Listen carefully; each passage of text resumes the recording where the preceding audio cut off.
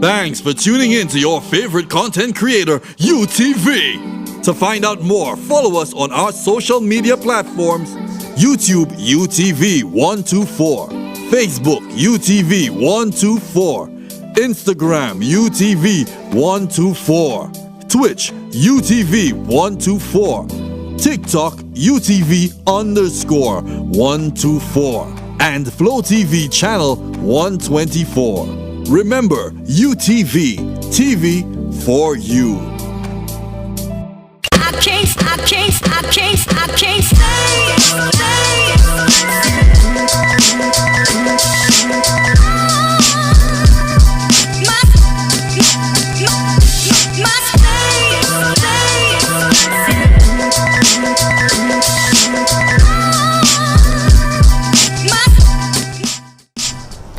Good morning, everyone. Welcome to the show. It is Tuesday, September 28th, 2021. It is an absolute pleasure being here with you, and I don't know where you are and I don't know what you're doing, but I hope that you're having a good one, and we are always so appreciative when you guys tune in, lock in if it's on radio, as it always is being streamed on our radio station partner.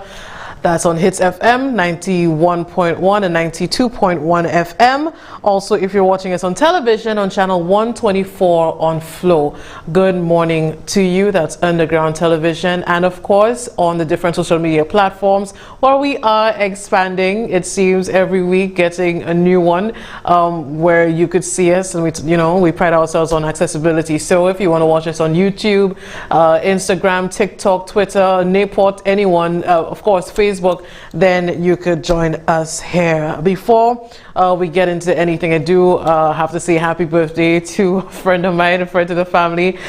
B, happy birthday. You were not on your heights over the weekend. I know that you're going to enjoy it, and I know that the people in Shantytown, they have a petition to bring you on Maria Islet and just leave you there by yourself, and maybe every month we'll just leave things for you, because that is the only way I think things will work. I don't know, we're still trying to get the signatures on that, but if I know you well, I know you're enjoying it, so happy birthday again. Now, for the rest of us, you have to ask, with everything going on, what should we speak about? There's a lot for us to dissect, and with everything happening and all what I'm seeing, all what we're hearing, I think it would be best if we start here.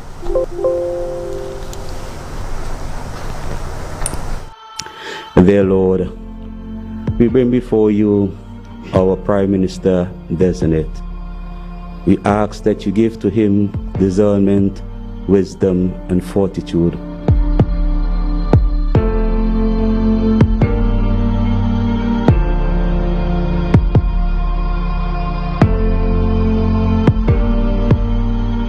I, Philip Joseph Pierre, do swear that I will be faithful and bear true allegiance to St. Lucia, and I will uphold and defend the Constitution and the laws of St. Lucia, and that I will conscientiously and impartially discharge my responsibilities to the people of St. Lucia.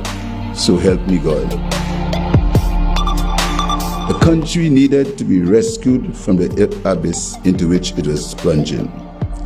The majority of you accepted my offer to lead that rescue mission. The full rescue team also includes you, the people. As Prime Minister, I promise to be Prime Minister not for some of the people, but for all the people.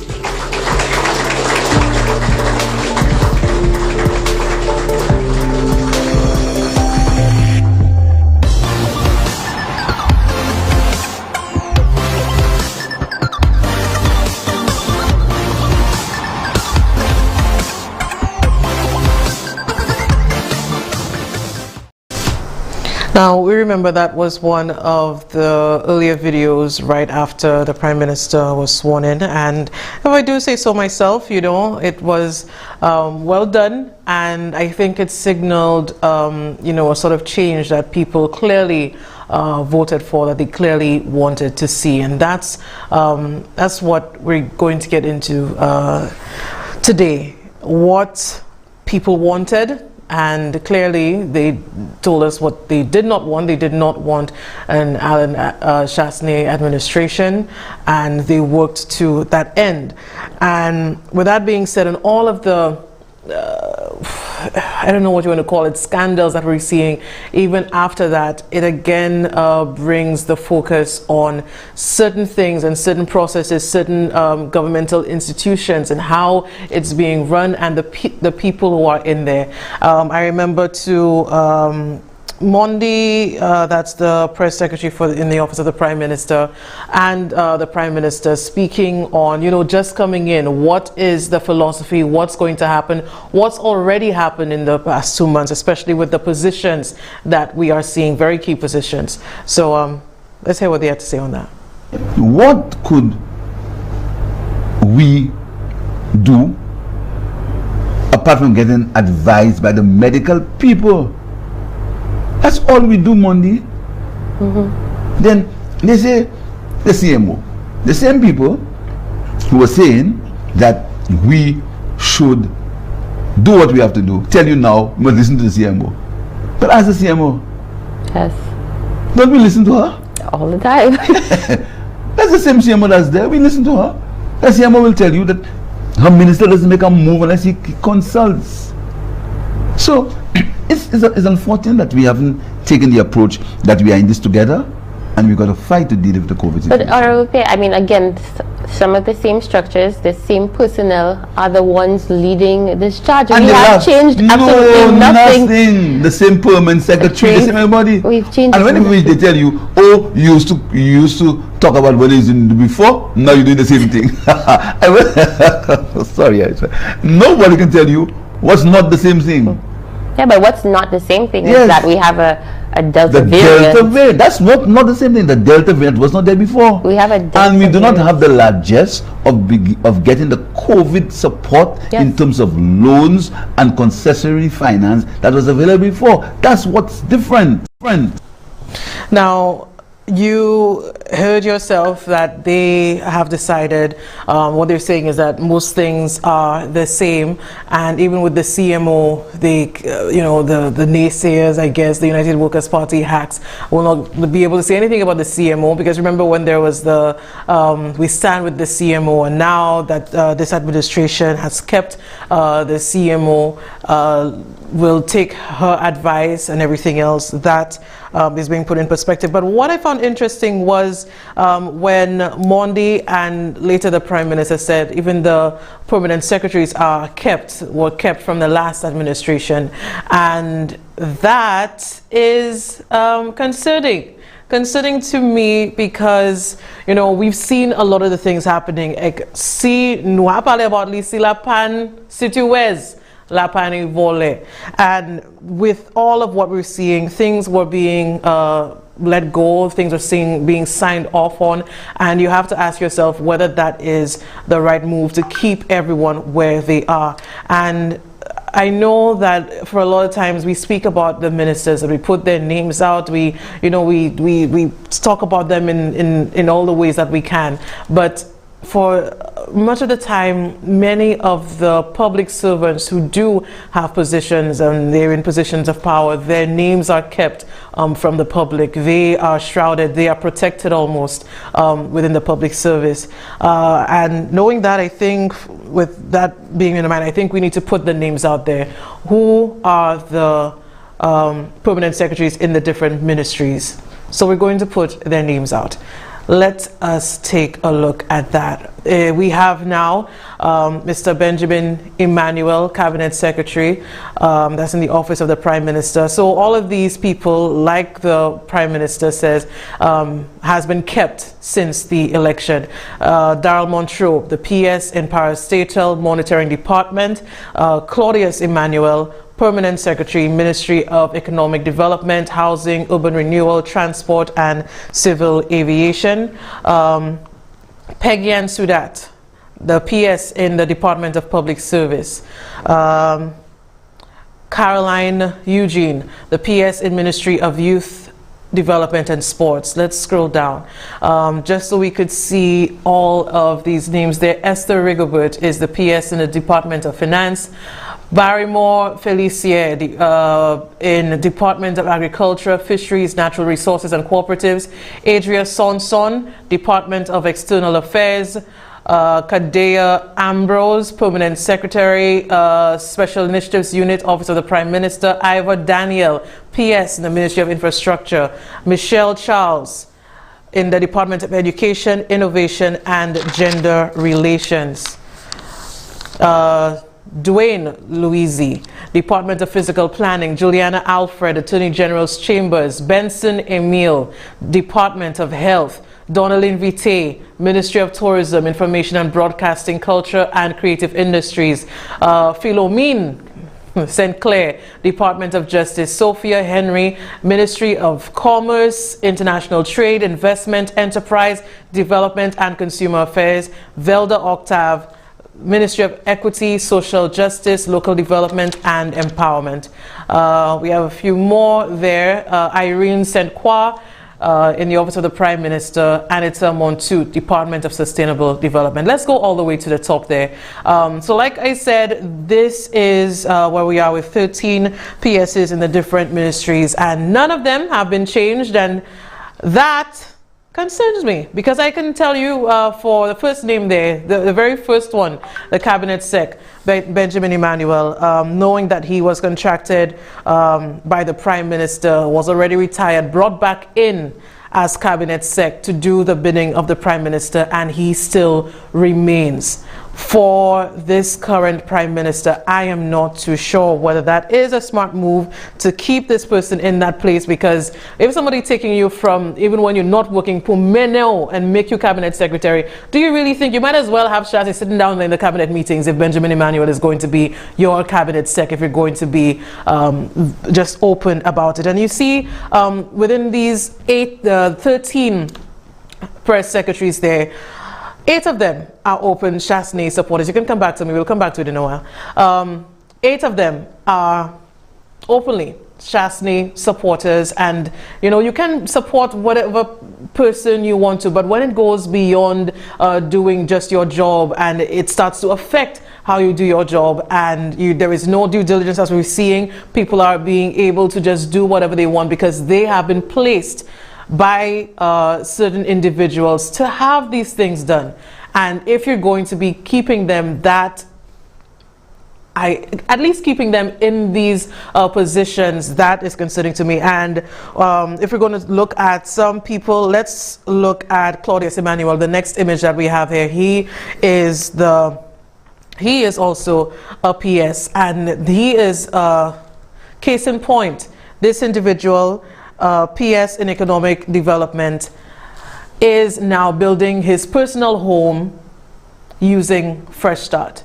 And if you do not see any, at the very least, you can call it conflict of interest, you can see that it cannot sit right if we're going to have proper governance of a country where somebody who is heading a ministry will be able now. And we've known Fresh Start has been the preferred contractor, has been part of the past administrations. Everything that they're doing, every project is Fresh Start. So when you're building your home now, what does that really mean if you're signing off on so many of the contracts and enabling that now Fresh Start is doing your own home? So that is just food for thought for me, that you can come off it now, that the faces and the names of these people in the way that they are conducting our business with our money, our resources, that we need to keep it, we need to put it in perspective. And there's another person there,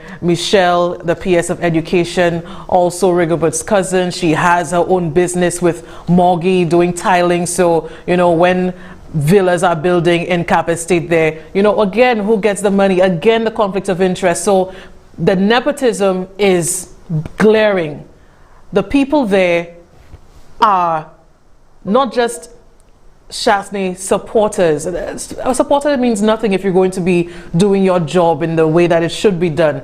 But when you become a hack, when you allow things to happen, when you use your position for your own personal gain, how will that work out for the new administration? And I wanted to start the show just to remind people of what this Prime Minister wanted to see change, to, you know, deliver on the promises that were being made to the people. And, you know, it's a great video, but it's not just the video, it has to be the decisions that are being made there. And then we go on to some other people that I think, we talk about the permanent secretaries, and we go on to the next that I find very, very interesting, because, you know, there are people in the public service, and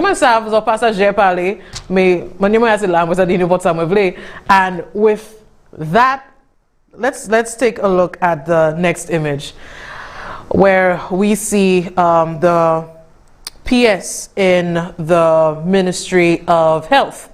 That is Benson Emil. He was just brought in last year in August thereabouts in the Ministry of Health. Let's take a look just so you guys understand and see who these people are being given an award. Let's go on to the next one. And let's keep it there, because this one was when he was at the Ministry of Youth Development and Sports, and he was the PS there. It says the Ministry of Youth Development and Sports bids farewell to Acting Permanent Secretary Mr. Benson Emil. Mr. Emil joined the ministry in June 2019 and has diligently served for just over 1 year. We express our deepest gratitude for his persistence in ensuring sound structures and policies that would increase efficiency in our operations. We applaud his calm demeanor and passion for solving the problems that confront young St. Lucians. Let's go on to the next. P.S. Emil is a huge champion for sportsmen and women. He often highlighted the potential of sporting industry and the role it can play in advancing our economy. We pray for God's continued blessing on his life and as he moves to the Ministry of Health. That was in August 20th, 2020.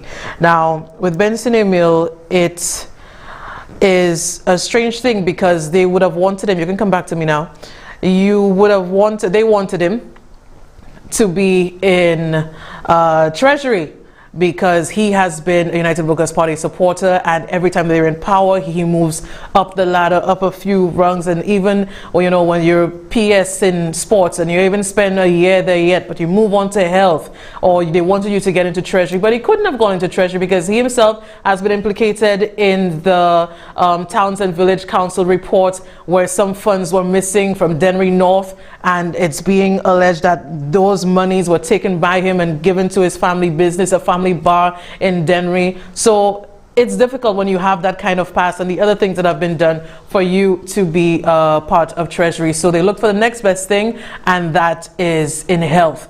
So when you continue to have that, even though the press secretaries remain the same, I don't know whether and how wise a move that is when there are people who are so glaringly part of a system that, you know, that was so corrupt. But let's look at his biography. I cannot, you can say what you want, but it is giving us a detailed account of all his achievements and how he has moved up in the different positions. Let's take a look at that. It says here, let's go on, to the top. Benson Emil served as chairman of Dennery South Constituency Council between 2006 and 2016. He also held a privileged position of Assistant Accountant General at the Treasury Department.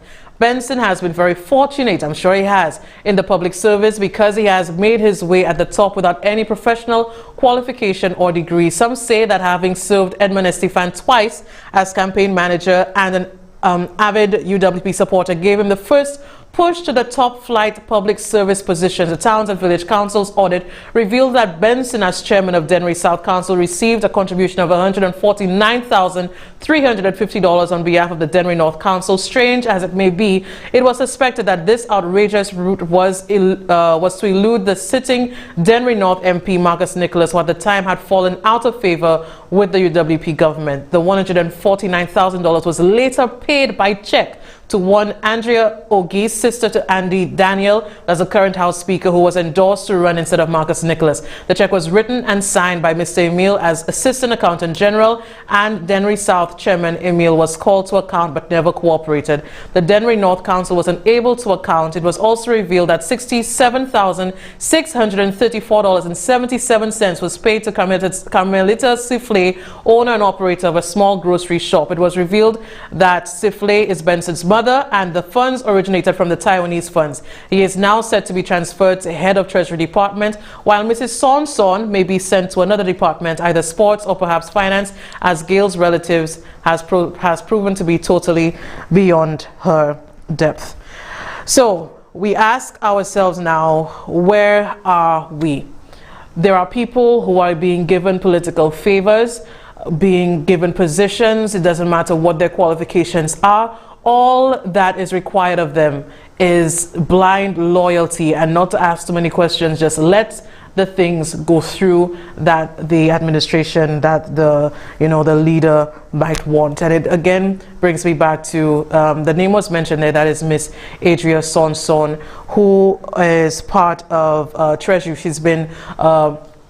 She's been there for a while. I remember her when we were doing interviews on value-added tax and all of that. She is a finance specialist. So let's take a look at Miss Adria Sonson and what has happened there with her. She has been a thorn in the side of the United Workers' Party, and she was taken out from where she was in finance and being brought to some other ministry where they don't really care. But she was the one asking questions and saying that she would not let certain payments go through. So they decided to take her out. Let's look at the next image there.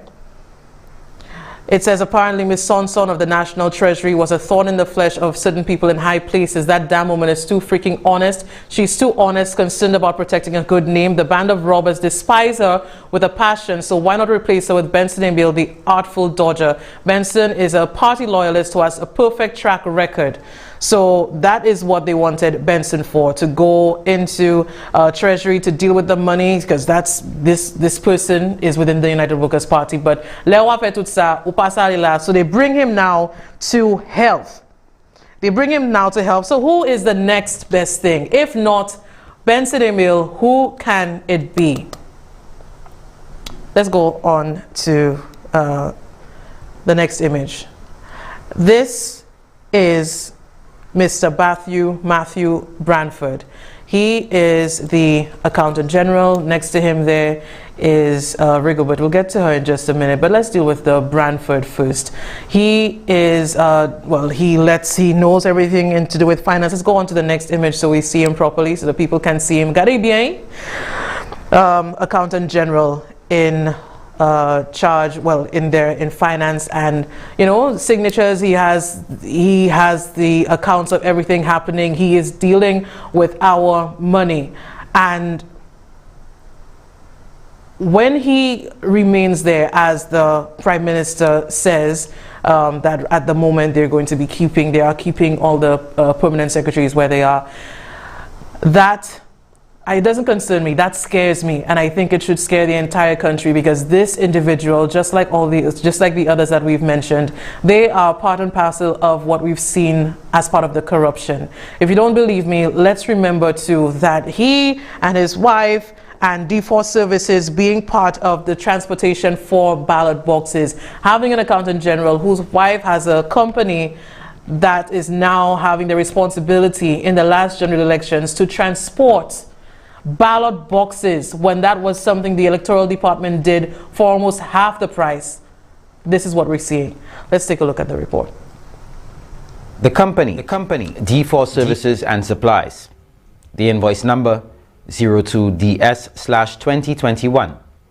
The service provided, quote, transportation of ballot boxes from various polling stations to returning officers' location and to the secure location on election night, July 26, 2021. The itemization shows costs ranging from $3,800 to $7,600 for all 17 constituencies. But before we get to who D4 Services and Supplies is, I will attempt to answer the first burning public question. Why was the company contracted for a service which the police has historically provided for free. Well, I placed a phone call to a senior member of the Electoral Department who explained the following. For the June 2016 general election, the Electoral Department made some changes to the ballot transportation process. Returning officers hired transportation within their respective constituencies, a cost borne by the department. Why the decision to change in 2016 was not explained to me. However, the Electoral Department official explained that in 2021, the COVID-19 virus and the associated protocols posed some challenges, resulting in the decision to contract one company to provide the ballot transportation services. And although the supporting documents were not available at the time, the official disclosed that the $86,500 billed by the D4 services and supplies is significantly less than what it cost the Electoral Department in 2016 when the returning officers were tasked with that duty. Now to the ownership of the business, D4 Services. It is owned by the wife of St. Lucia's Accountant General, Matthew Branford. In his role, Branford has direct oversight of the Department of Treasury. As you can see, the invoice was entered on SmartStream, government's integrated financial accounting system, on August 5th, 2021. Now, I dug a little deeper and learned that this is not the first service provided to government by D4 Services. The business was awarded a CDP contract for the construction of a retaining wall. However, that retaining wall was in the vicinity of the Accountant General's home, a clear conflict of interest, according to one well-placed source. But here is where it gets interesting. NBC Prime has learned that it was discovered that there were attempts at deleting on the SmartStream system attachments related to D4 Services invoices. These attachments, we understand, would show the justification for the payments. NBC Prime also understands that the Department of Audit has been investigating the matter. And that's it for this report. I am Miguel Favre.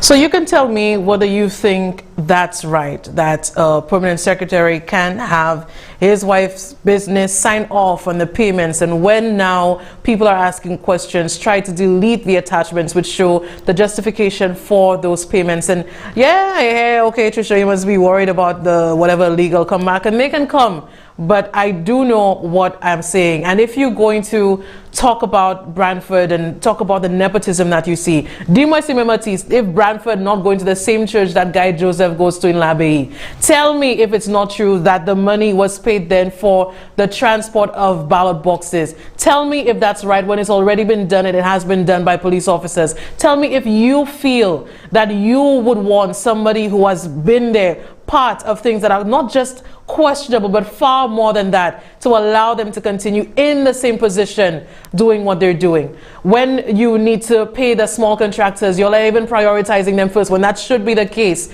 You'll make a case for Fresh Start and the other big companies like Timothy Mangal to get the $600,000, get their money first, and not small contractors can't get paid yet. Branford kitila likite fe ek family ticket fe mamele ek mape komwe. That is the situation. That is the reality. So when people say they want to change, people decide, to move Shasney as Prime Minister, Guy Joseph, you're not in the House, but their people, their enablers are right there in the same positions. How can that be right?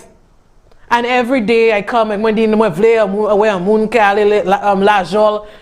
see all of that, we hear all of that, we say all of it, but there are other people too that we have to expose. And Branford is one of them. And I find that one particularly despicable because of the importance that I put on, democracy and, you thinking voting should be fair and all of that. Meanwhile, you have a private company being able to hold the future of the country in their hands if they feel like. What was the criteria? How do you allow people that kind of power? And you have, of course, there's no reason, of course, we have to question it because we know what happened in Miku South, one person going off with a box and all kind of things happening. So yes, that is happening. Vinny Tizovli. Let me put the other document there, because with the D4 Services, like we said, it's not just the ballot boxes. They were also contracted to do a retaining wall next to your home with your wife's company that you help to pay out. How does that ring true? How can that be right? Let's put up the next image there. It says, let's zoom in. Once again, to the D4 services suppliers, it says here $25,000 for the retaining wall in Grosley, right?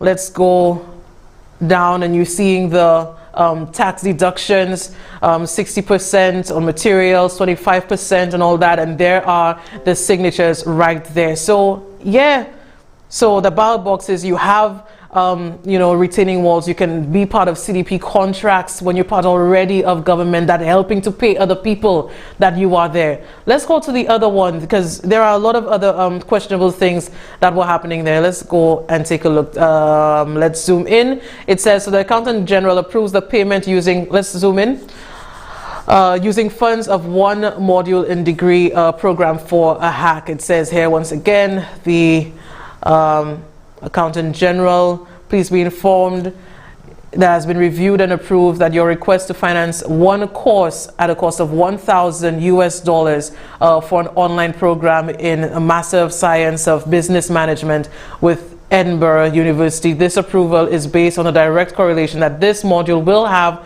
on your functions in the department. Let's go on to the next. And I mean, it's the same thing here. The AG thanks you for your contribution and industrious undertaking in your pursuit for higher learning. And normally it would be, you know, you pay for your school, and if you are to be reimbursed, you make a case for yourself. But once again, you see it going right through that, you know, you just get paid for one course in what's supposed to be a Master of Science program. Again, being signed, being legitimized by this Accountant General. So I say all this to say that there are certain instances where these permanent secretaries should not be in the same places that they were. And I understand that they cannot be fired, you cannot take them out. That would have to be a Public Service Commission. But what about rotating, if that's the next best thing? If you allow people to continue in the same place they were with the same loyalties that they had, and it's not for the country, it hasn't been for the country, it has been for their former Prime Minister or to themselves.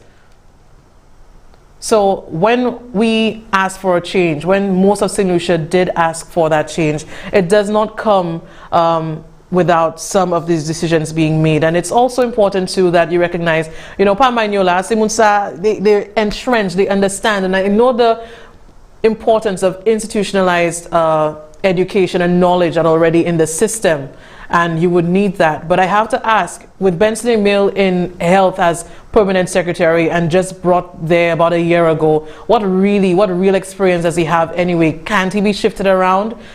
Can't others be shifted around in the same way, and let meritocracy make it matter again, that people go to school and you have all of your degrees and all of your education in finance, and because people cannot step over you and step on you like they do the others, they just send you to wherever they call it, I guess Siberia, I hear the public service calls it, that, you know, you're out of the loop and you don't know anything. So this is the reality. I know that a lot of the public servants will not be able to speak, and you cannot, and I understand that. But for me, I would sleep better knowing that the people who formed part of all of what we know to be wrong, that they're not in the same positions, maybe you know, manipulating the newer ministers.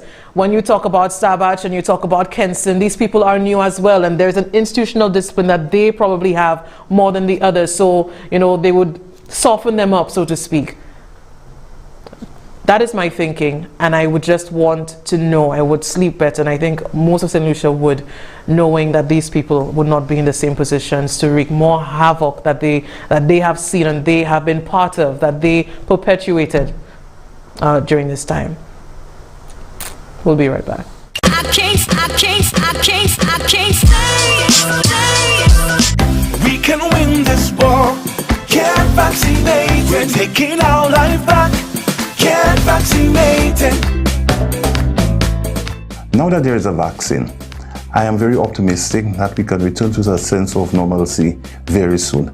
And that means having that first fete, that first concert, that first party. Encourage your friends to get vaccinated so that the sooner we get to this herd immunity, the sooner we can be out there again. the chance to see our local and international artists on the stage performing again to a very captive audience. People enjoying themselves, people relaxing, people letting go. This, for me, is what I would really like to see. So, go out, get vaccinated, let's make it a reality. Get vaccinated. This message is brought to you by the Bureau of Health Education of the Ministry of Health and Wellness. Oh.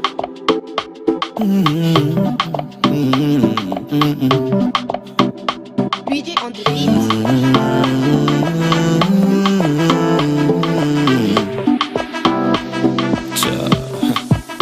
How I make you just a cock it up, back it up, fling it up on me so heaven in your waistline when you make it roll. Enough gal a road tell me say them a bit too, but none of them no have it like you. When it come to whining skill, gal you know you are the baddest. Them a dancehall queen, but you a dancehall goddess. Them gal a road really need little practice, but everything I need, girl you have it. Cause you's a professional bumper roller, qualified waistline controller. You a bubbling general, them they just a bubbling soldier. You's a professional bumper roller, qualified waistline controller. If them girl they a bubbling boss, you a bubbling CEO. Yeah, I work 7 days straight feet. All I hope and pray feet. And if them I can't stay. It took $7.3 million of taxpayers' money to purchase fake vaccines. Yeah, fake vaccines. Folks, when I got wind of the story, I asked for and I received the direct award that was signed by the then Prime Minister Alan Shastney to contract Radical Investments to secure $7.3 million worth of vaccines. Could you show them this direct award that I had first shown here? Good. Government of St. Lucia, April 20th, about 3 months before the election. Approval of direct purchase for AstraZeneca COVID-19 vaccine, Radical Investment Inc. Please be advised that the Minister of Finance has granted approval for procurement via direct purchase to Radical Investments. How much? $7,335,630 to facilitate the procurement of vaccines. You know, when I saw this and I put it out, I did my research and realized that Radical Investments was not a company that was involved in any way, shape, or form in drug procurement. They were not involved in that at all. Radical Investments, as the name suggests, were involved in financial management. That is what they did, financial management. They had never, ever, ever before sought, procured, supplied, or had anything to do with supplying drugs, far less that kind of drug that needed a special kind of preservation. The government of Barbados said they would have committed $10 million, but bring the vaccines there first. Barbados has lost nothing.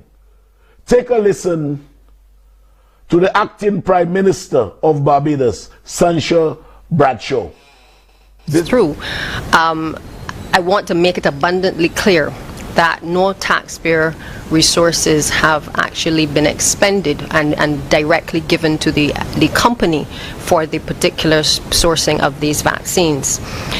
This is, however, a most unfortunate situation and one which highlights the wild, wild west environment of which the Prime Minister has spoken about on many occasions that currently obtains on the COVID vaccine market. Radical Investments did not receive a single cent from us and are therefore not expecting a refund from the Barbados government. The clear understanding at all times was that once the items were sourced and they arrived in Barbados, that the appropriate payments would be made to the company. Barbados did not give Radical Investments 1 penny, not 1 cent. But Chasney is saying we had a bulk purchase agreement and our share, according to the press release, our share was $7.3 million. So he paid all up front.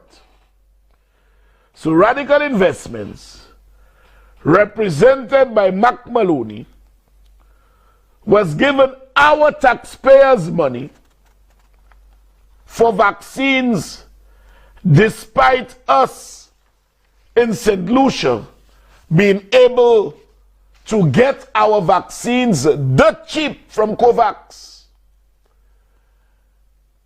or as a government purchasing our vaccines directly from the source, because COVAX sources vaccines for the regional countries. Folks, the development now is Mac Maloney allegedly passed the money to another company and ultimately the money gone. The old saying, in the face of adversity, there's opportunity. But you know, folks, that Mac Maloney is involved in the Rockhard Cement. You all know who has Rockhard Cement? Mr. Ex-Prime Minister. I don't know. Who has Rockhard Cement? Not his brother-in-law, I don't know. With Mac Maloney? Okay. You know, so Mac Maloney is not a total stranger. Rockhard Cement. So there is a relationship. I don't know what relationship there is, but there is one. So now Maloney is suing. Lord. Now Maloney is suing the other companies, Good Vibrations. Good Vibrations. That's a company he say he gave some of our money. He's suing them for a refund in the US courts. Folks, the question is this. Why would any prime minister, why would this prime minister, why would a minister of finance take $7.3 million of taxpayers' money by the stroke of a pen, give it to a first company, which never dealt with that at all, to take it to bring to another company, and that other company will source it from another company? Subsequent inquiries into Good Vibrations and its associates revealed a more sinister plot was at play. Mark Maloney and Radical Investments are now suing in a Florida court to recoup the millions lost in what appears to be an elaborately fraudulent COVID vaccine scheme. So were St. Lucian taxpayers caught up in the scandal? On August 31st, newly minted Prime Minister Philip J. Pierre revealed the government was still unsuccessful in retrieving its $7.3 million issued to Radical Investments. But talking about vaccines this week, talking about vaccines, do you know that the last government paid by handwritten check $7 million for the importation of vaccines into St. Lucia? Florida judge orders St. Lucia company in COVID-19 vaccine suit to present citizenship of defendants. Could you scroll down first, please? Yes, I'll just read about the first 2 paragraphs. Okay. A Florida judge has ordered a St. Lucian registered Barbados-based company to present proof detailing the citizenship of each individual they are suing or face a dismissal of its lawsuit. You all are hearing that, folks? Face a dismissal of its lawsuit, News America has found. And you see the date that came out? Thursday, September 23rd, 2021, the first sentence. First sentence. Folks, if Mac Maloney cannot establish the citizenship of all those people he is suing, it means his case is dismissed, because I don't have American citizenship. You cannot sue me in an American court. What I can say, and I can say very boastfully, but humbly, is that there's a lot of opportunities coming out of the pandemic. So in all of that being said, we've had the discussion, and it's not going to be the last because there's so much to speak about. But in all of that, we know of the radical investments, and some people, you know, almost saying, why would you even trust a company called Radical Investment? And then why would you trust a company that's called Good Vibrations Entertainment? You know, like, you know, the names even suggest that it's not legitimate. But then you also have to ask yourself with Mark Maloney whether this case that he's trying to put forward in the US, whether that is even legitimate, or memsi adile ikapwe duva pwe. And with all of that being spoken about, our name, St. Lucia, not mentioned at all, even though we ain't get no vaccines and we ain't get our money yet. So, you know, where does this leave us? And it also speaks to our culture here, not just in St. Lucia, but in the Caribbean, that the people who have, the people who are wealthy, let's say it how it is. I was trying to find a way to make it euphemistic, but let's say it how it is. There are people say, you need teeth. People like the Chasnays and the Dubolays and the people who have had generational wealth. How they get it, maybe we'll do it for another show. But to have it in St. Lucia, they know their counterparts in Barbados, like they know in Trinidad and they know in Jamaica. So, you know, they have their business dealings. They'll even, you know, try to marry, you know, different people, different country, but the same wealth, and even, yes, I would even say racial background to, you know, to do their businesses. So with Mark Maloney, and let's not make any apologies about it. Let's not pretend we don't know what's going on there. That, of course, when that is happening, Chasney, no Maloney, that know the Dubolay, and it goes on. So it's not just people within the country, but it's regionally as well. So with Mark Maloney now, he has been, in Barbados, they've had their own dealings with the FFF. And in 2017, the then leader of the opposition, Mia Mottley, who was now Prime Minister, as we know, did speak on Mark Maloney and him being given so much. It sounds eerily like what we ourselves, what we've had to complain about, what we've had to clamor for more accountability and actual fairness, instead of giving people who are your family and friends, giving them government work and lands and everything else. And while we are complaining, what we were complaining about that here, just a few years ago, Barbados had the same issue with the same Mark Maloney. Knows the man who has my initials. I really ain't got nothing against him. I love the initials MAN. I really do. But when you give one person 24 million at Valerie, 28 million at the Grotto, 50-something million in Berth 5, another 40-something, 50 million in equipment at the port, an acre or two to run a cement factory from. Cement entrepot, not factory. Import and distribute. And then you have him in pole position for the other 200 million. 200 million in Berth 6. And then on top of that, to add insult to injury, you can't even give the few taxi men the trams to move the tourists from the boat to the terminal. But he now owns, same man, you know, all the trolleys, all the trams carrying the tourists. But you got taxi men can't get $100 in fare when they come down there. And then you give him all the acreage at Coverley for 1,100 houses that was owned by the National Housing Corporation, where he can earn over $100,000 per house. And then you give him 5 acres up there at $100 a year for him to collect in excess of $100,000 a month in rent. And then you turn around and you give him Bushy Park. And then you turn around and give him 2,300 lots at Bushy Park that we have not told the country about yet before. Another 2,300 lots at Bushy Park.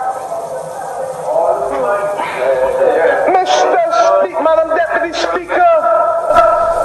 So you can hear the very irritated, incensed Mia Mottley, who was the opposition leader at the time in 2017, speaking on Mark Maloney and all of what he's been given by the Barbadian government in land, l'argent, in the housing programs that people need to get, even to carry tourists. Does that seem familiar to you? And Joe knows and some other people that cannot and could not deal with their own little boat and to take out tourists. Me, who have kifa mi ki mun kite ale se ale le me ay fesa yote vle kuma. So there are so many similarities there. And Mark Maloney being part of the FFFs in Barbados even then, it comes as no surprise that with St. Lucia and Barbados, that, you know, Chasney will say that yes, he chose radical. He doesn't know where it's registered. He knows nothing. But all he knows, and that's on record, all he knows is Mark Maloney as a person. So he decided to give our money to his friend. And when you have to put it in context too, not just historical context, but yes, social context, that the Barbadians, knowing what they've gone through, the Bajans knowing what they've gone through, many of them, I've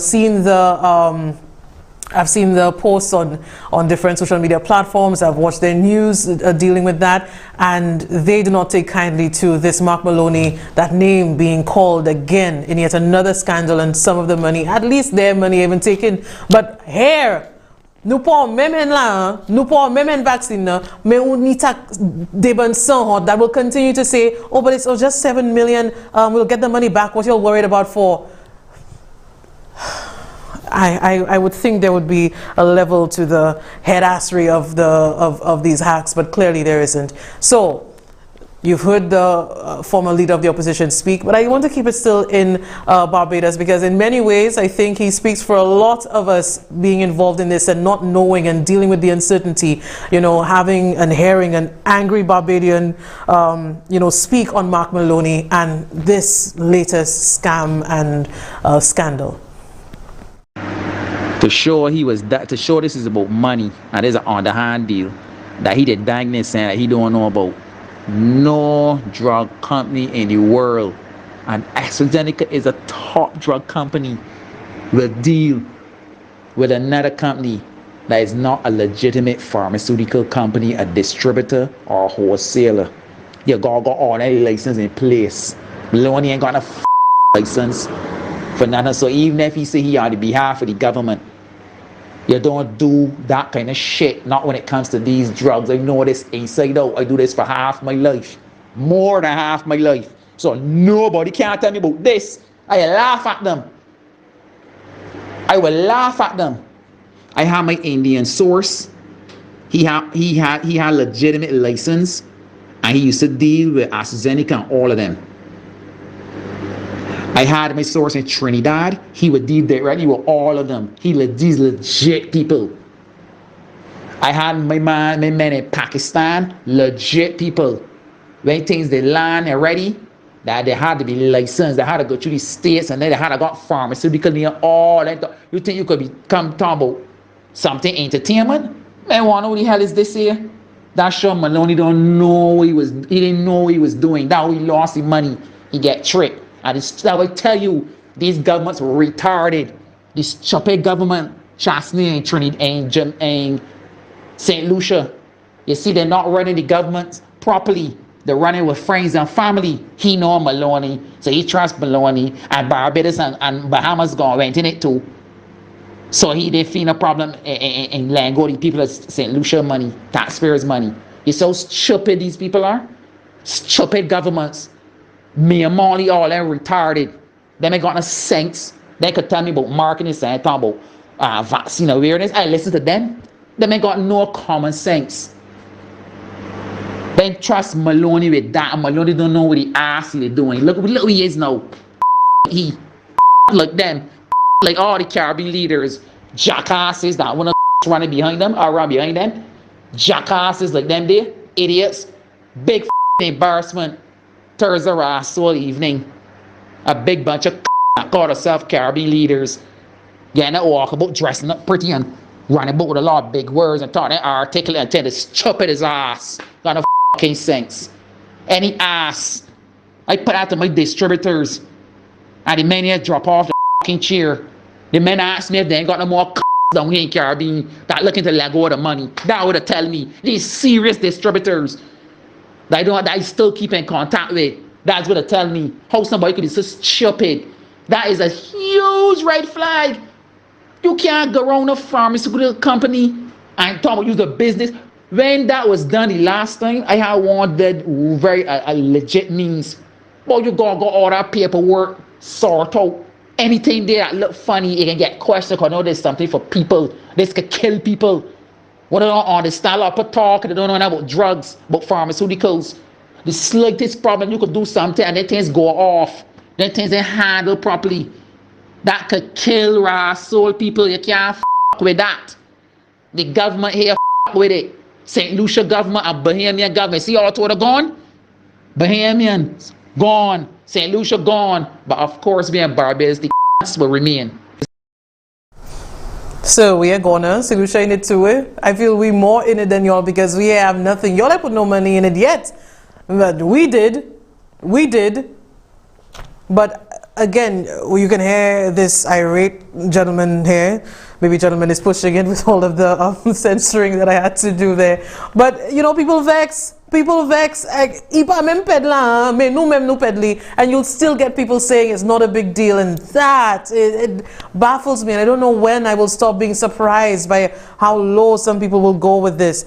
But we move on this same issue, and when you think there's nothing more, when you think you're already confused enough, there's more on this that continues to just make us know that at every stage there was no due process. Nobody had any. Maloney Patini, this government didn't have any. The health minister didn't know. The director of finance, what was she doing? All of these things, it shows us that there was no real thought to anything being said here. But in this next report, you even get another added layer of confusion. Mark Maloney is a Barbadian citizen and real estate developer. He also runs a regional cement company, Rock Hard Cement, which has a branch in St. Lucia being managed by Mr. David Duboulet. Maloney's latest business venture, COVID-19 vaccine procurement, is now the subject of an alleged fraud scheme. His lawyers are suing in a Florida court in the United States to recoup millions from 7 different companies he claims conspired to defraud him and his new company, Radical Investments Limited. Maloney's company, Radical Investments, according to his lawsuit, is registered in St. Lucia and based in Barbados. Except the Registrar of Companies has no record of Radical Investments Limited in St. Lucia. Radical Investments has no digital footprint and no track record in pharmaceutical procurement. But the previous United Workers' Party administration in April decided to award Maloney's Radical Investments Company $7.3 million to buy St. Lucia 100,000 COVID-19 vaccines. In a statement issued in July, ex-Prime Minister Alan Chasney defended the direct award to Radical Investment and claimed then, quote, "The government approved the purchase following verifications by the Health and Finance Ministries," end quote. To date, Radical Investments has failed to deliver a single COVID vaccine, and St. Lucian taxpayers are out $7.3 million. Maloney's lawsuit alleges his company was engaged with and acted on the behalf of the Barbados government. The Radical Investment lawsuit alleges Maloney authorized a U.S. $10.2 million payment to U.S. company Good Vibrations for vaccines. But according to court documents, Good Vibrations supposedly came into legal existence 5 weeks after receiving partial payment from Mark Maloney. But according to court documents, Good Vibrations supposedly came into legal existence 5 weeks after receiving partial payment from Mark Maloney. So yes, more confusion here for all of us. There is no digital footprint with Radical. There is still no vaccine. We still don't have the money. There's no receipt of anything. And now we hear that Good Vibrations Entertainment only got legally existed 5 weeks after Yoteja and pay pussy vaccine. 5 weeks. Sexy men up where you are and pay. You I got a fair call you. I could say how do you say that in Patois? My grandmother helped me. You know, a company that is registered, a company that is legal. Before that, you know, there was nothing. So Mark Maloney gave a partial payment to a company that did not exist, that hurry now to make themselves legal and make themselves some legitimate business.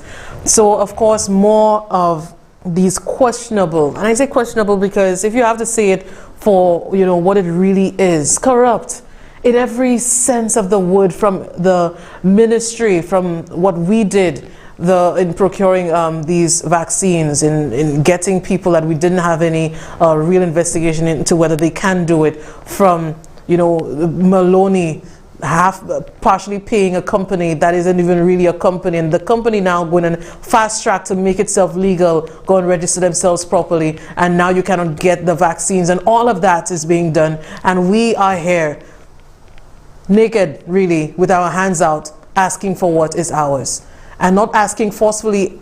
I think not forcefully enough, because if it's in a tell mayok sa ta covid sa, même si amun nivel la ba, ukay kuye yo, ukay ale de yo, all of that for I do it for $20, far less for 7 million.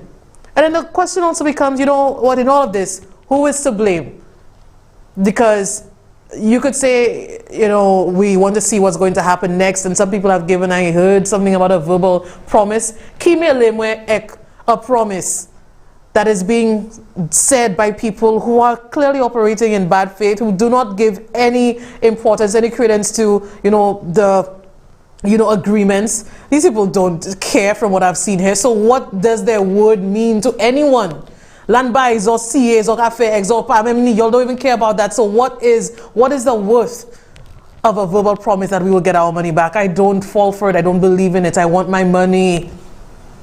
So the question: who's to blame? Who should we look at?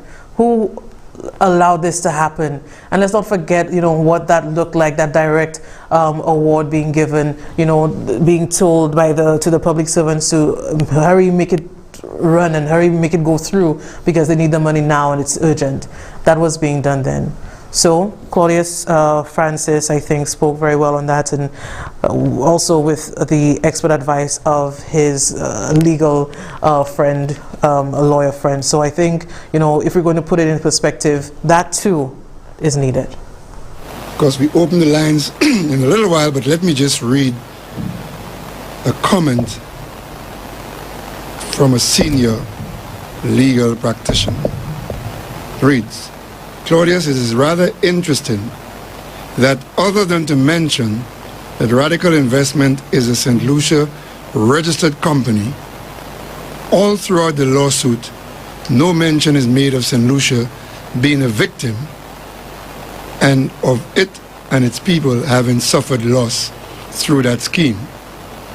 But yet, Barbados, which did not pay a single cent, according to their government, is painted as victims. The reality is Radical Investment is a St. Lucian international business company, which we normally call IBCs, which could not legally contract with the government of St. Lucia, as this is prohibited under the IBC Act.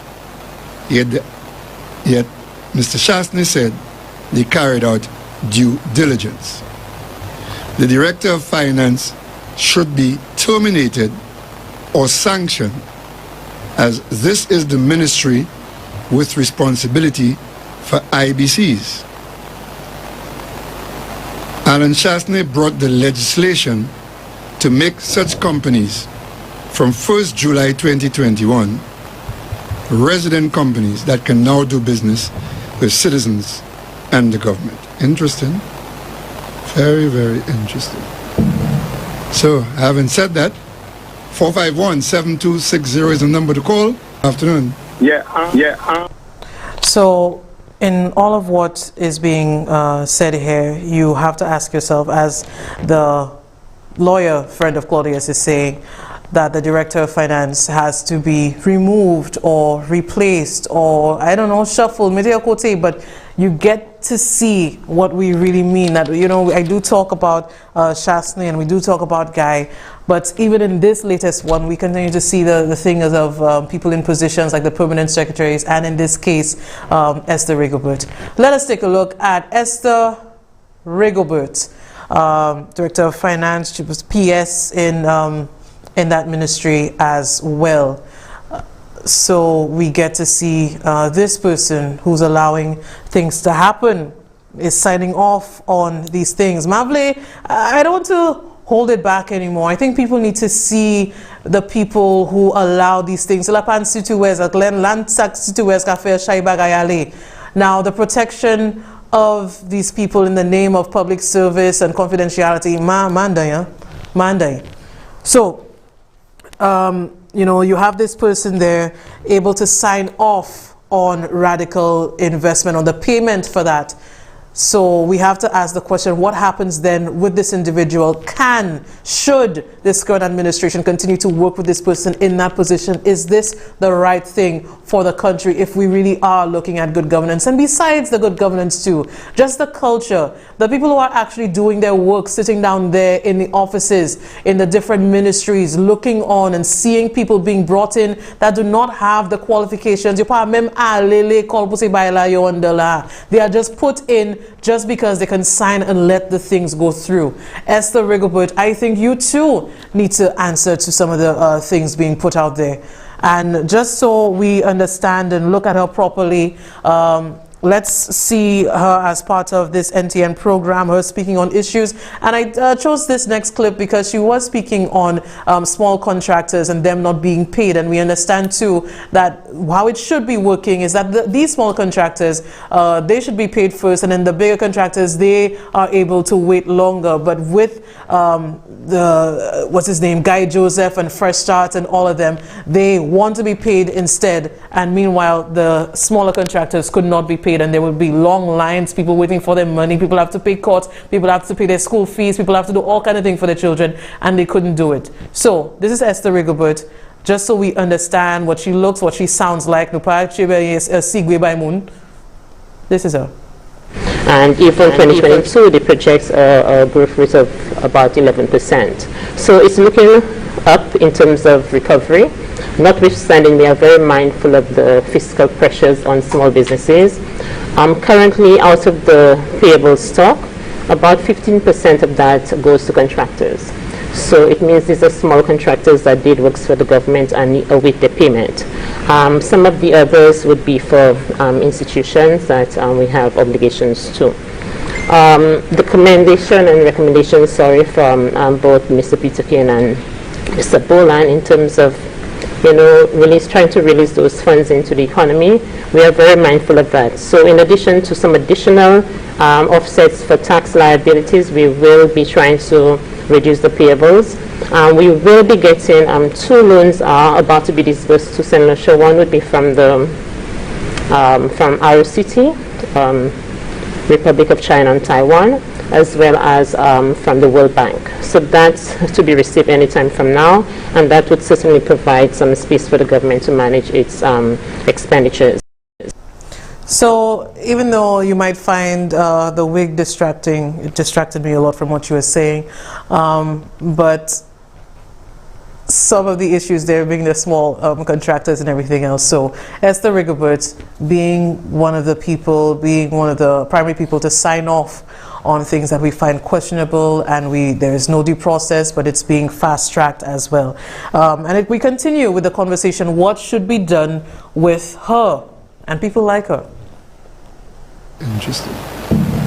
So, having said that, 451-7260 is the number to call. Afternoon. Yeah, you said earlier on that this IBC, this these companies who operate in St. Lucia that these companies should not be involved in any kind of business from any local business. Initially, but I went on to say that the lawyer wrote that in July, that the government in July of this year passed an amendment to the IBC bills.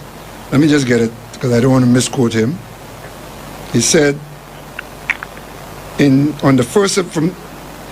July, the legislation was brought to Parliament to make such companies resident companies from 1st of July. But was there any Parliament held in July of this year? No, but you can do those things by statutory instruments. Or you could do that thing, but I thought that law was placed that No, way. but the substantive law gives the Minister with responsibilities the ability to make certain regulations by statutory instrument. Okay, but what I'm saying is that if there is a law, and I believe that is so because they do not want that these things are like that because of all of these things with the OECD or all of those companies, international organizations have a lot of problems with these IBCs and these other offshore banking and the other issue with persons getting foreign, like buying passports from another country. They have okay, caller, the lawyer, while you're speaking, the lawyer has just clarified that the amendment was actually in 2018 to take effect on the 1st of July 2021. So I suspect that answers that aspect of it, but not necessarily addresses the concerns you are raising, because you are raising very, very legitimate concerns about the OECD's concern about those IBCs, yes? Yeah, so what I'm saying is that in us having to deal with these foreign agencies or representatives of the, let's say, people like from the EU and from the United States and these other countries, wouldn't that put us, if just a minister have that ability to change things? No, listen, no, we have clarified that it was passed in the House in 2018 to become effective 2021. And I'm being told that the amendment was actually at the instance of the OECD and the European Union. Okay, so they accepted. They apparently have been pushing the OECS countries to make that amendment. Okay. I guess for more due diligence, because if you can do business with them, you would do your due diligence before doing business with them. But apparently it wasn't done in this case. We're open for calls now at 572-7588 and also at 484-7588. And with this final sort of profile that we're doing on some of the PSs in the different ministries and how we've seen their own personal bias or them being controlled in a way that they shouldn't. If you're to allow good governance to reign, you have to ask, where do we go to from here? There's a sound in my ear, technician, by the way. I think we have a call. Good afternoon. Good afternoon, Tresha. Hi, thank you for holding. Sure, no problem. Tresha, why are you so, man? What I do? You're talking about the woman's wig may be distracting. It was. I could barely focus on it, and not to say I make that a point of not making anything about any woman's appearance. I've had my good and bad hair days, but yeah, I'm sure she can take a joke. She takes everything out. Look, I mean, nothing beats a little bit of humor. Nothing. Yeah. No, but Tresha, I mean, on a serious note, Tresha, the deeper we go into this rabbit hole of corruption, the more the stench, the stink emanating from that rabbit hole, the more it becomes unpalatable. Tresha, look, I mean, we're talking about due diligence, and the former Minister for Health, Mary Isaac, comes on TV to talk this foolishness about how she wasn't aware of this, she wasn't aware of that. But there are documents showing how the Ministry of Health and Wellness and the Ministry of Finance were involved in all this due diligence, involved in putting that stuff together. So how can Mary Isaac, in all honesty, say she knew nothing about those things?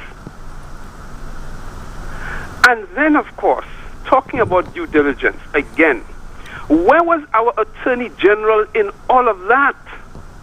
What was he doing? I mean, we're hearing talk of the government doing business with a company the Prime Minister says is registered in St. Lucia, but has an office in Barbados. It turns out that there is no registration of Radical Investments Limited, whether here or in Barbados. We're hearing that, this guy subcontracts, I mean, this is a joke, subcontracts Good Vibrations Entertainment, an entertainment company, to source and procure and distribute vaccines to us. An entertainment company. And this guy, only after being paid by Radical Investments Limited, 5 weeks after being paid, registers a company. So no due diligence here, no due diligence by Radical Investments, and we're seeing this thing about this guy, taking out a lawsuit, contracting his lawyers to file a lawsuit in Florida. Tresha, even this lawsuit stinks. Even this lawsuit stinks of it being a scam. Because if you're paying a guy, if you're paying a so-called company or a guy, because there was no company before that, you mean you didn't do your own due diligence? From the 5 weeks after you paid him, and you're talking about filing a lawsuit against the same guy or his company? Tresha, that too is a scam. That lawsuit, I believe, is a scam. I believe Mark Maloney, and I may be wrong. So it's a scam within a scam within a scam. Very well put, Tresha. I don't think so. I just try to think like them fellas would. Thank you very much. Very well put. I believe Mark Maloney knew all along what he was getting into, and what he was getting into was the propagating of a scam against the government and people of St. Lucia. Because how do you explain that chain of events? How do you explain that? Other than to term it, as you put it, a scam within a scam within a scam. Tresha, thanks. But before you go, though, I wanted your thoughts on what you think should be done with the different PSs that we're seeing here and their involvement in all of what's been going on over the past 5 years. Tresha, look.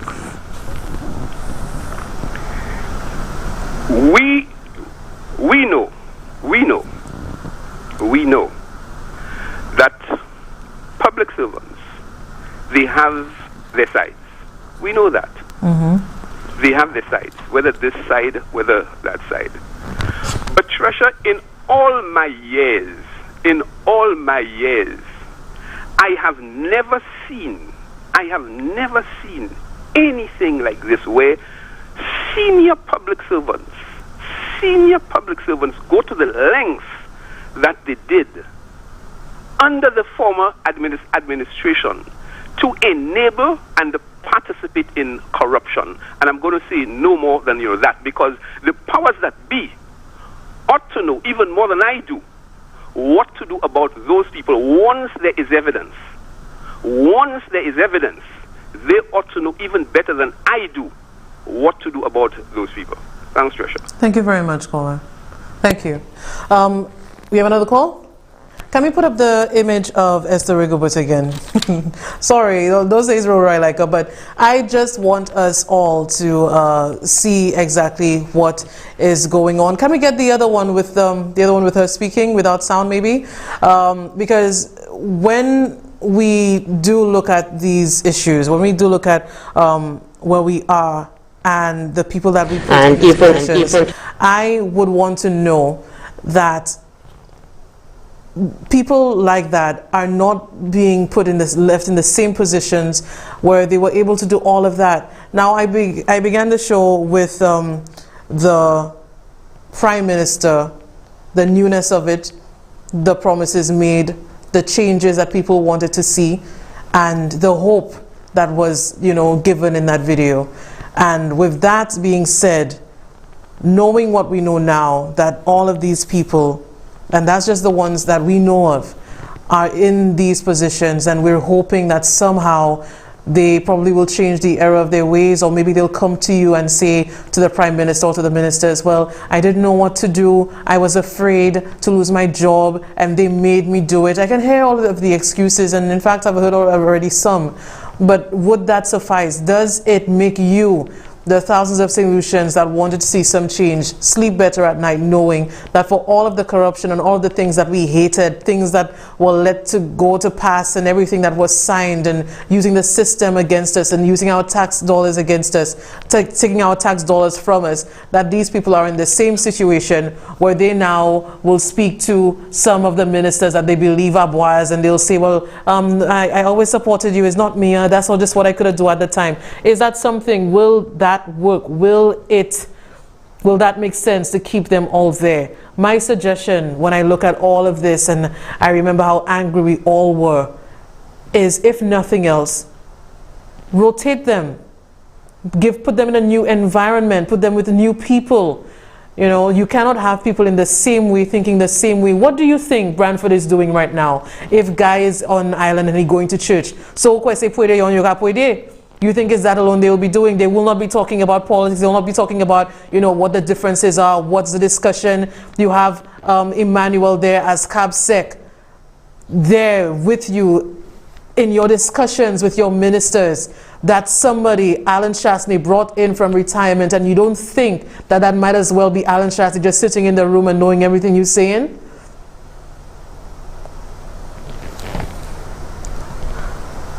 That's where my thought is. You can come back to me now. And I feel when I look at these people, you know, just a deep sense of disappointment, because I don't know what incompetence is supposed to look like. And maybe it's not incompetence, but, you know, using your position in a way that you shouldn't. But I look at them and they're young and seem capable enough. And with Esther Rigobert herself not having any knowledge in finance, not to say that she's not qualified, she's qualified in education, she has the degrees in education. Why is she then Director of Finance? If anything, put her in education. Why is she there doing that? She is not qualified for that position. And we're going to keep her there?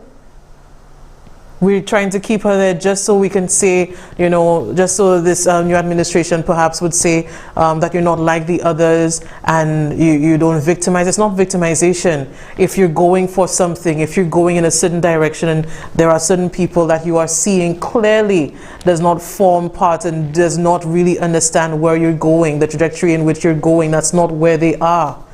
And there's no shame in that, to say this will not work in the way that these things are happening, that you need to put them out of where they've been and how they've been, in my estimation. And it is my right as a citizen to say how I feel and say how these things are happening with the documents that we see circling, even the leaked documents. The public service workers in there themselves may not be able to speak, but their action speaks volumes.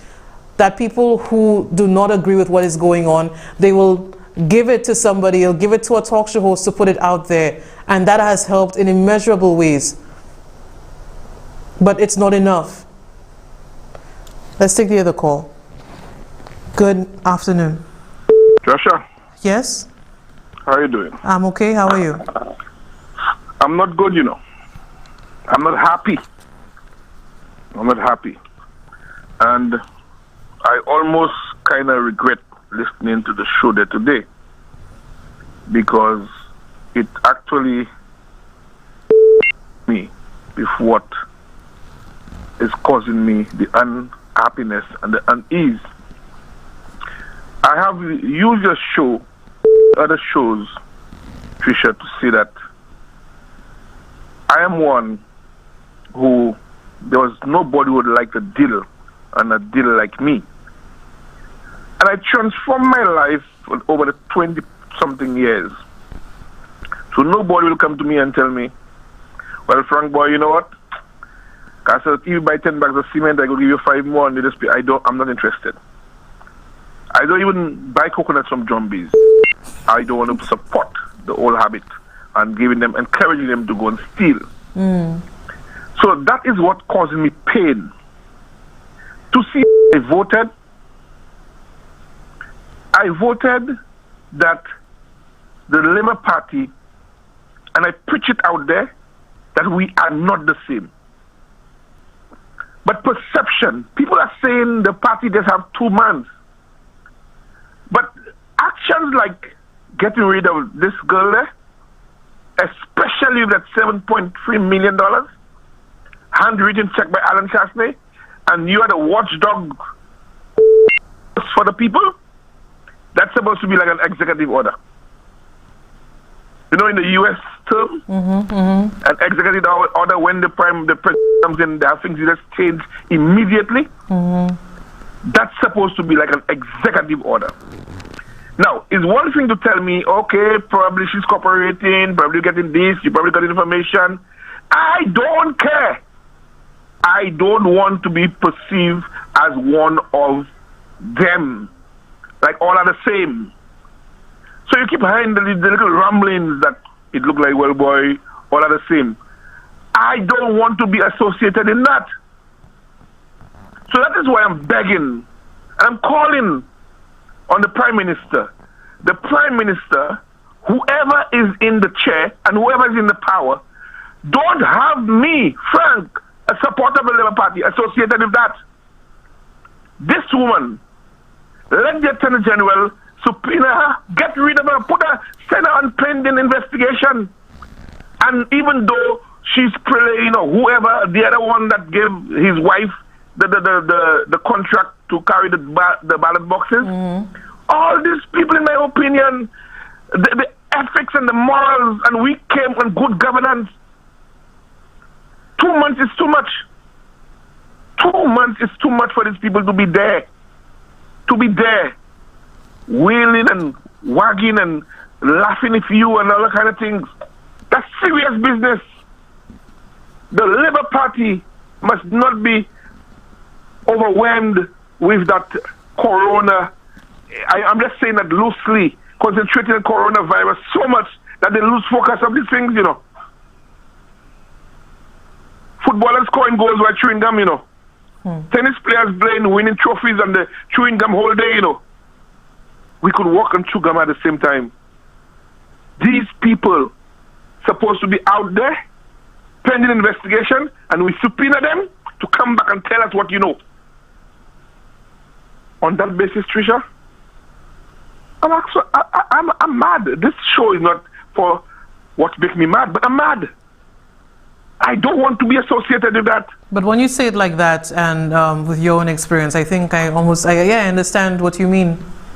I understand what you're saying. I understand where you're coming from. And there's a lot of people out there like me silently. They're not saying, they're not spoken to on a show like me. They've spoken to you about it? You've had conversations about this? Trisha, my phone rings mostly every day, on these matters, With the Labour Party, you have to understand that they won the elections. And not the United Workers' Party trying to make it on COVID. The Labour Party won the elections, in my opinion. On corruption, we're going to deal with it. And the fact that people like you, who put out evidence, I used to get things in my phones as well. Right? We know they were there. So we knew there was something out there. And to see you have the power in your hands. And 2 months, man, that's supposed to be like executive order. There's a place in the government they call Siberia, send them there. You say about Ministry of Education, that's too much for this woman. I don't know. In my mind, I'm trying to be diplomatic in the most diplomatic way while trying to, Well, you see me, I'm not diplomatic about this. That to me, that's not victimization. I watch them people facilitated corruption. That's what I watch them as. They facilitated corruption. A handwritten check who's supposed to be the safeguard. The PSs, the Accountant General, the Director of Finance are the safeguard for the people's purse. And they'll allow these things. And don't ask for the land that's shock. You know who owned that land again? The land that's shock. Who got the jewel, the Caribbean Jewel building? They're going to come out. The names are going to come out. It might be the same M&M. Yeah. Again. That's what I'm hearing. Very well. But let us go back to what the people voted for. The people voted for this. Don't people. And that is why I've always been talking about the turncoats. So now they will sit there, cushy. And Minister, blah, blah, blah, blah, blah. You're supposed to know. You're supposed to know. You're supposed to know. You're supposed to be out. In my opinion, that's not victimization. That is ethical. You are dealing with something of ethics. And these people are supposed to be there. Based on what I think it's justice too. Thank you very much, caller. All right. Thank you. I mean, say what you will, you cannot deny the passion that that last contribution was given with. Let's take the call. Good afternoon. Good afternoon, Tresha. How are you doing? I'm okay, sir. How are you? Man, I'm not doing well. I totally agree, Frank. And 2 months is not too much. 2 months is too many. Something needs to be done in quick fashion. I'm really, well, I would not say disappointed, but I've reached the zenith of my patience with regards to the time that is taken to do something with these people. To hear the surrogates on one Sky TV and what they say, to hear the surrogates on this on Facebook, we have to deal with these people. We can't waste time. We have a mandate that tells us that we have to rule and control this country and put it right. And we should do it with utmost immediacy. We must do it in a way that the people will accept and be satisfied with. Because as he just said, I'm inundated on the streets. The government is ready to bash time with these people. Inundated in the streets with what? What are people saying to you? People are telling me that it's time that they shift this, some of these PSs around. It's time that the government takes some punitive action against certain individuals who have done so much wrong to this country. That's why right now at this time we can't even buy notebooks for our children. We can help ourselves. And a lot of people are telling me that. We need to make sure that we satisfy the people who vote for us. And that is what is important in politics. Now, I do not wish to say too much this morning, Tresha. This is my government thing that, I've been too quick and, and out of place. But I think, we need to begin seeing some positive moves so that at least our voters and the people who were behind us strongly are satisfied. Thank you. Thank you very much, caller. Always appreciated. And when you speak of the voters, people who supported and support the Single Labour Party wanting to respect them and their wishes, I think it goes even beyond that. It's about respecting a country that, must respect itself with democratic processes, making sure that we're not corrupt at the very core. And if you're going to have people who allowed these things, facilitated those things, right there, then it just doesn't. Forget about the perception. I'm more concerned about what is, the substance of what is. I do not think that this administration would do well or as good as it can if it has people like that in it.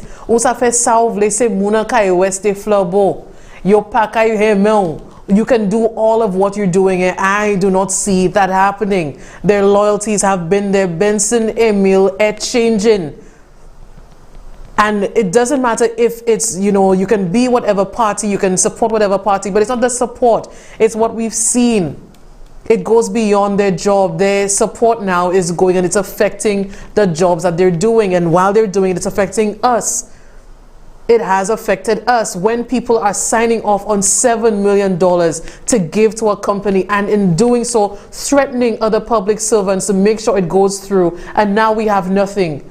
and you expect, as has been the case, I guess, for many, that, you know, Guy will get all of it, and Shasti will get it, say Munaka and Paola, and you know, you guys have been protected for so long. That should not be the case anymore. And for that reason, when people see you, they need to know who signed off on these things. That yes, they involve Shasta, they involve Maloney Otut. May say Muna Opa Jetta no, you Opa where your Piesla. They're there as well, and the country needs to see you, needs to hear what you sound like. And I make no apologies for doing that either. Let's take out the other call. Good afternoon. Hello? Hi, good afternoon, sir. Hi, good afternoon, Tresha. Hi. Tresha, I have been listening to the show today, and I'm slowly coming to a conclusion.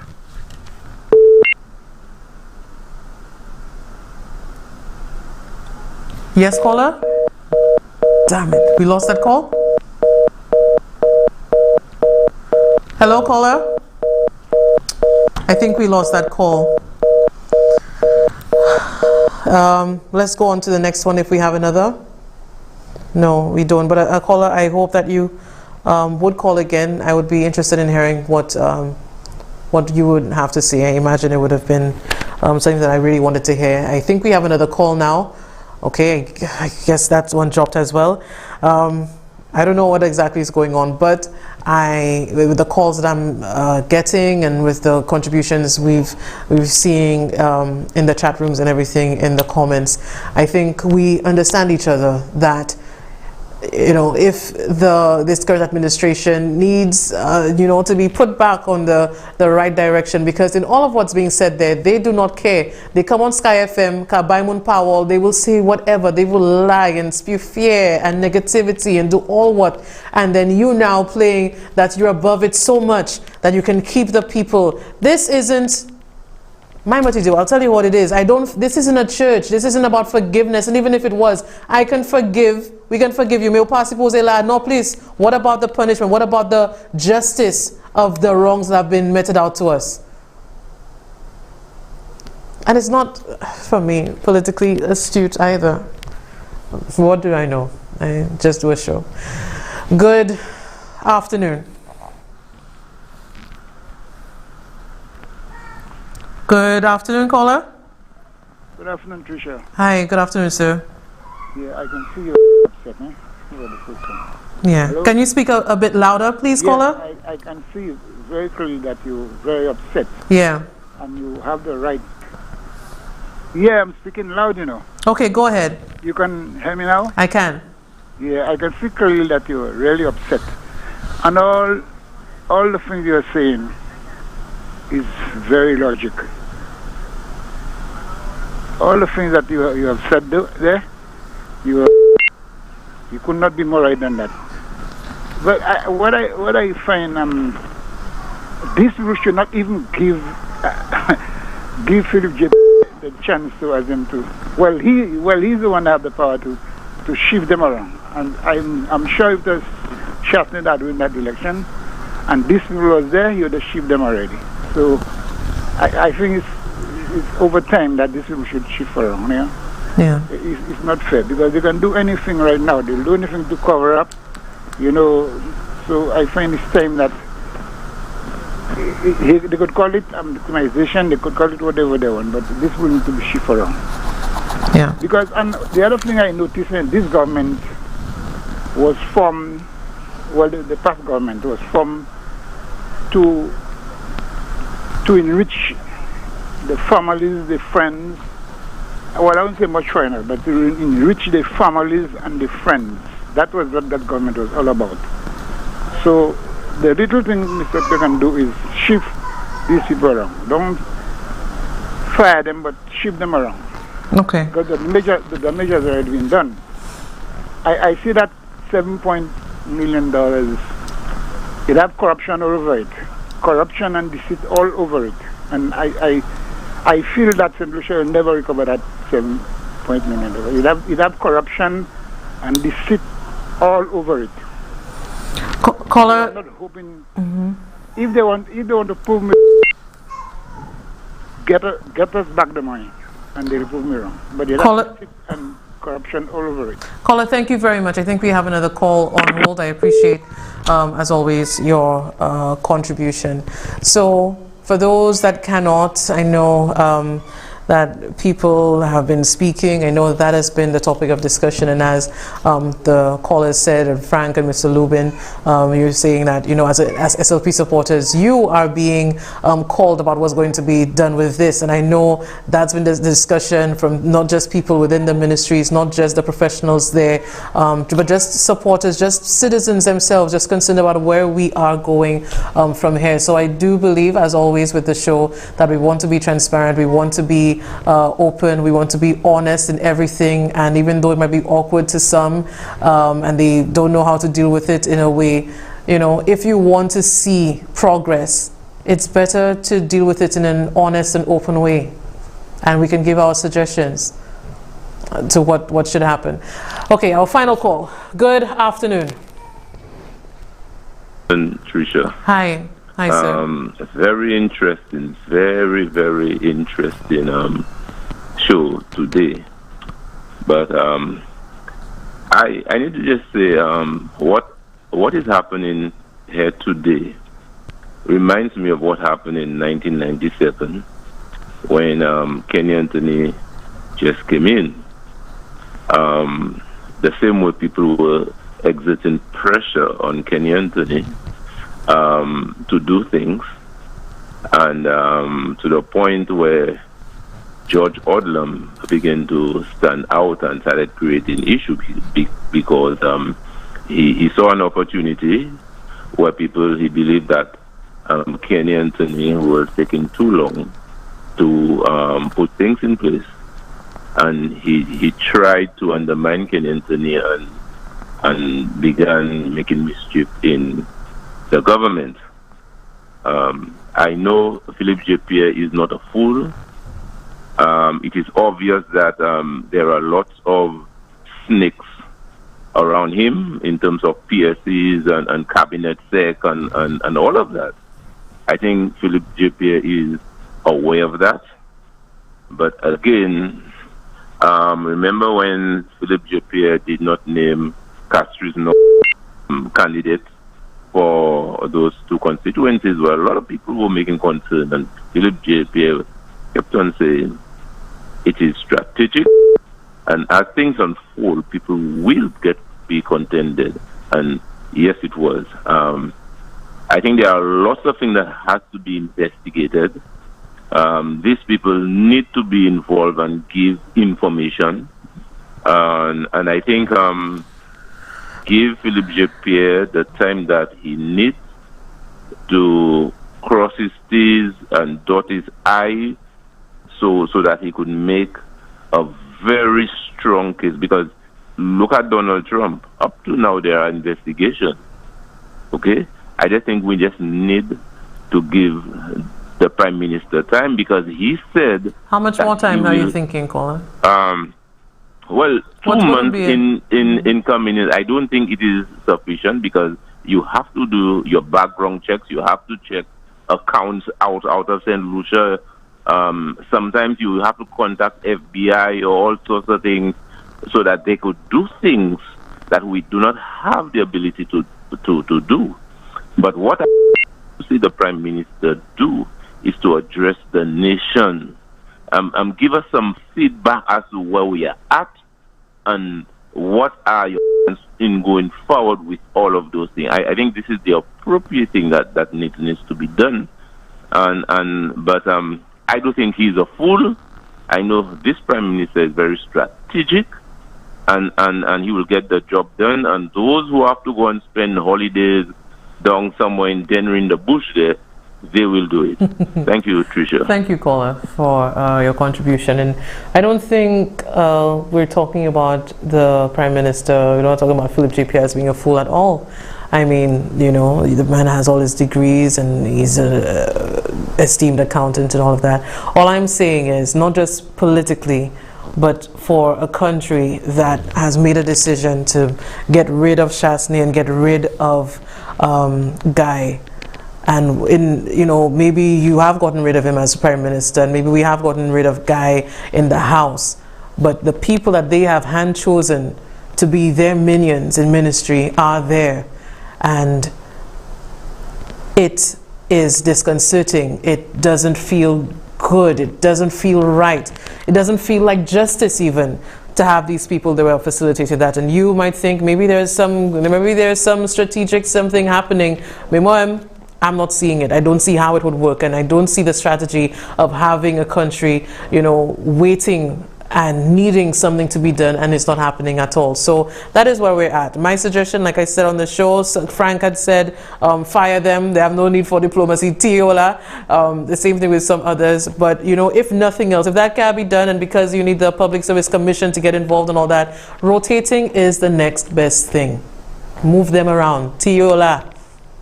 And Esther Rigobert, self. Our $7 million, we want to know where it is. But as we end, I just want to say thank you all for the discussion, and continuing to be, honest. There is nothing that we're not going to look at. And we will do so, as we always do, at 11 every day. So I'm hoping to see you guys on Wednesday, Sibodivle. But as we end, we now have to remember this mad former health minister, and even with the monies being signed off, what she thinks. In fact, she doesn't think anything. She cannot think anything, and she doesn't know anything. So she's not saying much, but she is the former health minister telling us, don't look at her and look at the director of finance. April 20th, 2021, and signed by the Director of Finance, government approved EC $7.3 million as its contribution to buy 100,000 doses of the vaccine.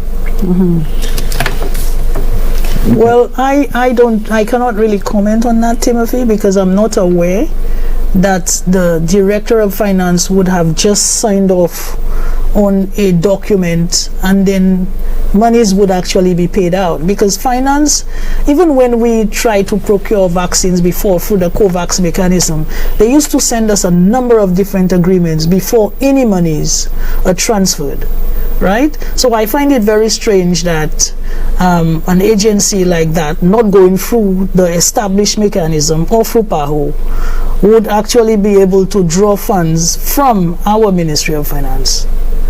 So I would try to verify a lot of what is being said on this in this article before I can go out and say this is factual. Yeah, but they had, according to that article again, that they had an interview with former Prime Minister Alan Chasney, and he admitted that the money was paid out. EC $7.3 million. Shouldn't you have been aware of this as health minister? Not necessarily. Why? No, because you see, these arrangements are really with Ministry of Finance and not with the Minister of Health per se. So the people at the Ministry of Health, the technical people, would take a look at what it is to ensure that yes, we require these vaccines, we require the numbers, and yes, we are in need of vaccines. But they would not necessarily, Ministry of Health would not necessarily be involved in the financing arrangement for the vaccines. Well, why the need to import the 100,000 doses of the vaccine when we were relying on COVAX? Because COVAX was not supplying us with the full amount of vaccines that we needed. So about 20%? Right. Yeah. And we had to consider other sources. But a lot of these other sources will come in through, like I said, PAHO themselves. And in conjunction with other Caribbean states or Caribbean nations, they would try, because there was a set of vaccines that they were trying to supply us coming from Africa. Right? And I'm not sure we demitted office before there was any conclusion on that. So I don't really know what became of it. But we were looking at different sources of supplying vaccine, because of course we would need continuous supply as well as reliable sources outside of the COVAX mechanism.